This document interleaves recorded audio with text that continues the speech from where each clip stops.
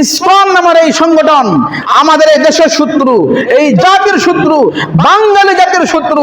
যারা বাংলাদেশে বসবাস করে, মুসলিম হোক, ইহুদি হোক, খ্রিস্টান হোক, হাসারা হোক, মুশরিক যারাই হোক না কেন, এই প্রত্যেকটা শ্রেণীর শত্রু হলো ইসকন নামের এই সংগঠন। কথা কোন ঠিক কিনা? এবং এই সংগঠন এমন কিছু কার্যাবলী পরিচালনা করে চলছে যেগুলো শুনলে হতবাক হবেন। ওদের অনেকগুলো কার্যক্রম আছে, এর মধ্যে একটা হলো লাভ জিহাদ নামে একটা কার্যক্রম পরিচালনা করে। লাভ জিহাদ এই নামে ওরা দেখবেন অনেক হিন্দু ছেলেরা দাড়ি রাখে, আছে না?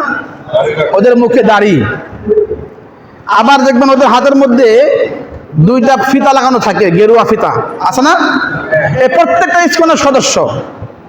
এরা এই আমাদের মুসলিম সমাজে এমন এমন এমন অনৈতিক কর্মকাণ্ডে লিপ্ত আছে।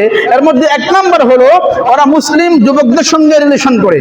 যুবতী যারা আছে মুসলিম যুবতী, এদের সঙ্গে রিলেশন করে প্রেমের সম্পর্ক গড়ে তোলে। মেয়েরা মুসলিম যুবকদেরকে ধরে আর ছেলেরা মুসলিম মেয়েদেরকে ধরে প্রেমের সম্পর্ক করে। এবং প্রথম প্রলোভন দেখায় যে আমার মনটা খুব চায় তোমাকে ভালোবাসি, তোমার ধর্মকে ভালোবাসি, তোমার ইসলামকে ভালোবাসি, মুসলিম হয়ে যাব, আমাকে গ্রহণ করো। একটা পর্যায়ে যখন প্রেমের বন্ধনে আবদ্ধ হয়ে যায় তখন ওরা ওই প্রশিক্ষিত, যেহেতু ওরা পর্যায়ক্রমে এদেরকে এমন ভাবে একটা পর্যায়ে নিয়ে দাঁড় করায় যেখান থেকে ছেলেটা ফিরে আসতে পারে না, যেখান থেকে মুসলিম যুবতী মেয়েটাও ফিরে আসতে পারে না।